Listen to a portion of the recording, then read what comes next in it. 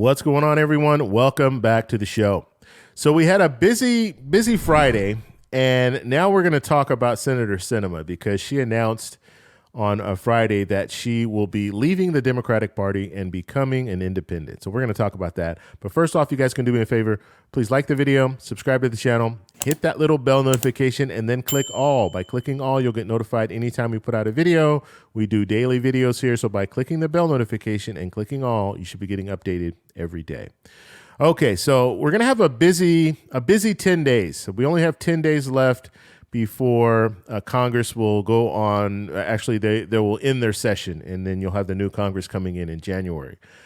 So Senator Sinema decided that she wanted to rain on the parade of Democrats winning the Georgia seat by saying that she's going to become an independent. And really, when you look at this is nothing. It's not going to change anything. And so for her, it will change things in 2024, but for right now, it's not going to change anything. She's still going to be caucusing with the Democrats, so she's going to be just like Senator King and Senator Sanders, who are both independents. She's just going to be another independent that works with the Democrats. Okay, now, she votes with President Biden over 90% of the time.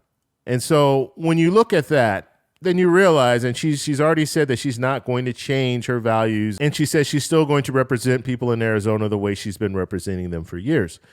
And so nothing will change when it comes to that. She still has her same committee assignments. And when it comes to Democratic leadership, they're not going to really go against her. And the reason why they don't want to do that is because if you go against her, when I say go against her, I say, let's say they strip her of her committee assignments and things like that. Well, then she can move over to the Republican Party. And now we'll have a 50-50 split. And that will be even worse. So they're going to go along with it. Okay, President Biden will go along with it. Senator Schumer will go along with it because they know that they still need her to caucus with the Democrats in order to have the 51 votes. Now, even if it's 50-50, the Democrats will still control the Senate, but it gives Senator Manchin even more power. And so that's something that they don't want to do. They don't want to be in a situation again where they have to decide things. They have to look to Senator Manchin in order to move forward with different legislation, which they're most likely going to have to do anyway. They're going to still have to look at Senator Manchin and now Senator Sinema, which actually they've been looking at Senator Manchin, Senator Sinema for the most part. But this is not going to mean much. It's not going to change much. And now the only thing that Democrats could fear is a situation where Senator Manchin now goes independent and he decides to caucus with Republicans.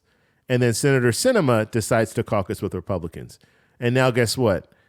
Now leadership has changed. Now Mitch McConnell becomes the leader.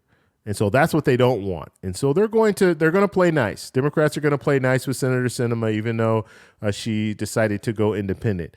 Now, down the road, that's where this is going to get really interesting because she'll be running for re-election in 2024. And what that will mean is she going to run as a Democrat because she's an independent now?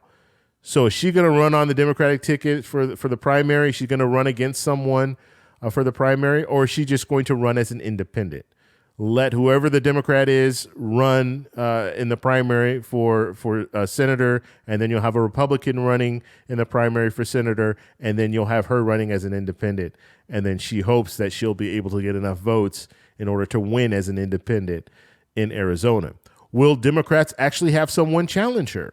That's another thing, because they don't have to have someone challenge her in Arizona for a primary. So will they have anyone on that side? And so it's going to be very interesting to see how they move forward, how the Democrats move forward.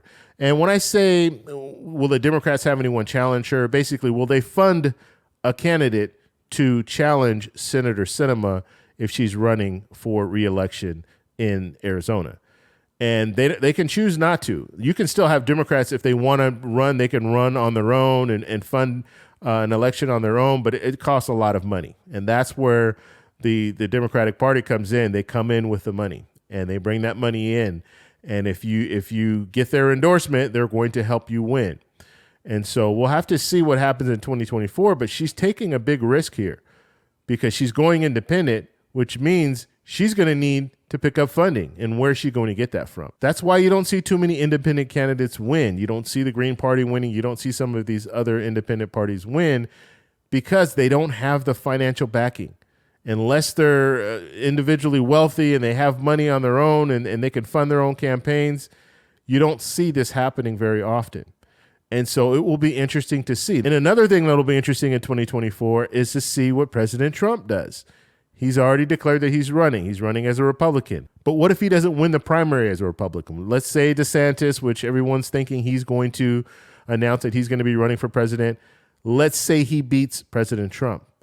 Will President Trump run as an independent and bring his own money in and run against DeSantis and against President Biden if President Biden's there? That would be interesting to see. So it's when it comes down to it, the whole Senator Sinema thing, a lot of people are talking about this, but it really means nothing. When it comes down to her voting record, she's still voting with the Democrats, so it's not that big of a deal. We already know it's going to be hard for Congress to get much done when it comes to passing bills because we have split government. And so that means that we can see some bipartisan bills go through, but that's all we're going to see. We're not going to see anything when it comes to any large legislation. It's just not going to happen. The only way that I could see that happening is if we fall into a deep recession and things need to happen. Then you'll see bipartisanship. They'll start coming along and saying, hey, we need to do this, we need to do that. But other than that, I just can't see any major legislation passing through the House and the Senate because of the split government.